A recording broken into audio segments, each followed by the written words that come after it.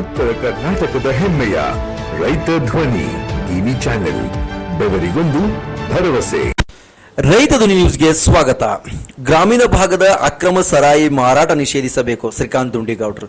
ಅಕ್ರಮ ಸರಾಯಿ ಮಾರಾಟದ ವಿರುದ್ಧ ಶಿಗ್ಗಾಂವಿ ತಾಲೂಕಿನ ಬಣ್ಣೂರು ಗ್ರಾಮದ ಮಹಿಳೆಯರು ಹಮ್ಮಿಕೊಂಡಿದ್ದ ಪ್ರತಿಭಟನೆಯಲ್ಲಿ ಮಾತನಾಡಿದ ಭಾರತ್ ಸೇವಾ ಸಂಸ್ಥೆಯ ಅಧ್ಯಕ್ಷರಾದ ಶ್ರೀಕಾಂತ್ ದುಂಡಿಗೌಡರು, ಗ್ರಾಮೀಣ ಪ್ರದೇಶದ ಜನರು ಬಹುತೇಕವಾಗಿ ದಿನಗೂಲಿ ಮಾಡುವಂತರಾಗಿದ್ದು, ಪ್ರತಿದಿನ ದುಡಿದ ಹಣವನ್ನ ಕುಡಿತಕ್ಕೆ ಹಾಳು ಮಾಡುತ್ತಿದ್ದ ಅಕ್ರಮ ಸರಾಯಿ ಮಾರಾಟವು ಕಾನೂನು ಬಾಹಿರವಾದ್ದರಿಂದ ಗ್ರಾಮೀಣ ಆರ್ಥಿಕತೆಗೆ ಬಹುಮಟ್ಟಿಗೆ ನಷ್ಟವನ್ನು ಉಂಟು ಮಾಡುತ್ತಿದೆ.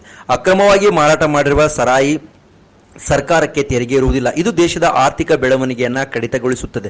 ಆದ್ದರಿಂದ ಈ ಕೂಡಲೇ ತಾಲೂಕಾ ಆಡಳಿತ ಎಚ್ಚೆತ್ತುಕೊಂಡು ಗ್ರಾಮೀಣ ಪ್ರದೇಶಗಳಲ್ಲಿನ ಅಕ್ರಮ ಸರಾಯಿ ಮಾರಾಟದ ವಿರುದ್ಧ ಸೂಕ್ತ ಕಾನೂನು ಕ್ರಮವನ್ನು ಕೈಗೊಳ್ಳಬೇಕು. ಇಲ್ಲವಾದಲ್ಲಿ ಗ್ರಾಮದ ಹಿರಿಯರು, ಯುವಕರು, ಮಹಿಳೆಯರ ಜೊತೆಗೂಡಿ ಹೋರಾಟ ಮಾಡಲಾಗುವುದು ಎಂದರು.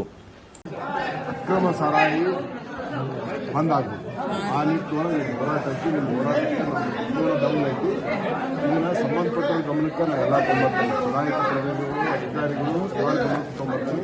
ಇದನ್ನ ಮತ್ತು ಪತ್ರಿಕೆಯವರು ಮತ್ತು ಟಿವಿ ಮಾಧ್ಯಮಗಳು ಎಲ್ಲ ಏನು ಏನೈತಿ ಇದನ್ನು ಅವ್ರ ಗಮನಕ್ಕೂ ತೊಗೊಂಬರ್ತೀವಿ. ಯಾವ ಪತ್ರಿಕೆಯವ್ರಿಗೆ ಇದೆಲ್ಲ ಕೊಡ್ತೀವಿ.